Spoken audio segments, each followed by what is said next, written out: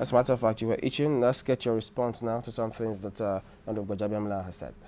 Hi, Femi. It's good to see you. I mean, I haven't seen Femi in a very long time. But, gentlemen and lady, listening to him, listening to the minority leader, maybe what it takes to be a minority leader is for you to disagree literally with everything that goes. It just reminds me of the Republicans and the Democrats in the United States. Okay? Now, I listened to him, and I'm not so sure I agree with a whole lot of the things he has said. And what is emerging is that the executive appears to be walking on eggshells in the National Assembly.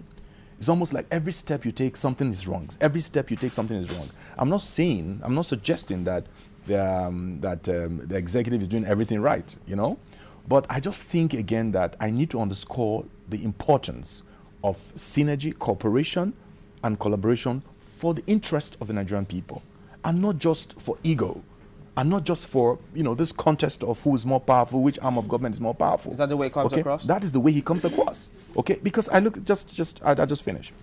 Now, when you use words such as siphoning, that's very indicting. Because the question you ask yourself is this: to whose benefit are those savings, by whatever name they are called, illegal or not, or not illegal? All right? To whose benefit? To whose benefit? But it's got to be legal first. Yeah, well, whatever. That's what I'm saying. To whose benefit is it? Is this going into Ngozi Okonjo-Iweala's pocket? Is it going into Jonathan's pocket? Is it going into the pocket of the Senate President or anybody? It is still meant for the service of the Nigerian people. Okay? And the difference here, in my view, is this. And let's be pragmatic. If there was that cooperation, if the mutual suspicion were to be eliminated or reduced as much as possible, then it is possible for people to reason together for the interest of the people that they claim to represent and that they govern, okay? But right now, there's a lot of mutual suspicion, okay? Otherwise, why is it difficult to agree that there's a need to save as a country, given the structure of this economy, given our experiences, given, for instance, the very critical role that the excess crude account played at the peak of Nigeria's global economic crisis, just a few short years ago, and the risk that this global economic crisis persists. It is right there whether or not we like it. We're not out of it. The world is not out of it, okay? So I would prefer a situation where my brother and my friend and my associates and great friends in the National Assembly will look at more practical ways of, okay, we want to save money, okay, this is the best way to go about it. And not to poo-poo, and not to spend all their time trying to, look at reasons why this should not happen. It is interesting that you raised that point about, walking on eggshells in the National Assembly. Yes. But members of the National Assembly will beg to disagree in terms of the fact that they're not the only ones who have raised issue with this. The state governors have also raised issue with this.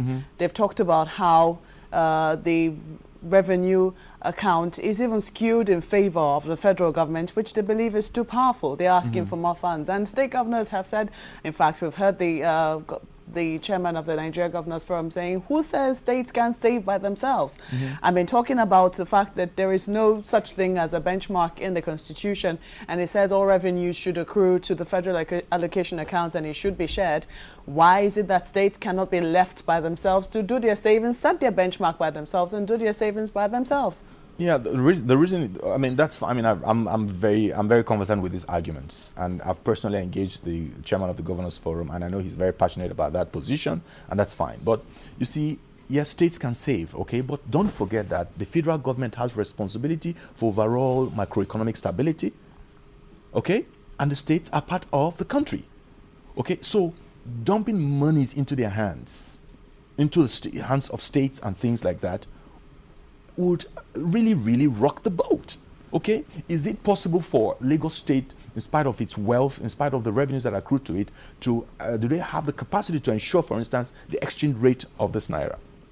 Is it possible for Kano or Enugu or other states to really, do they have the capacity and potential to manage this? So we're in a federation. Okay? So there has to be cooperation. If there's no cooperation, everything is going to fall apart. So that argument does not hold water, as far as I'm concerned. No matter how passionate anybody advances it. A host of states will not agree with you. They don't have to agree. Mope, let me also tell you something, gentlemen. Okay, today a very important point emerges. As I drove into your studios, my driver hinted, said, "This road has gotten worse." We're in Lagos. Great job Fashola has done. Great job an ACN government has done. But there's still much left to be done. It took me 5 hours from Owerri on Saturday to Enugu because of even the internal roads in that place. It's a disaster. We've heard about what happened in Lokoja. So for goodness sake, when the state governments have cried out about more money, more money, more money, I expect Nigerian citizens to challenge them, to demand accountability. This is not happening.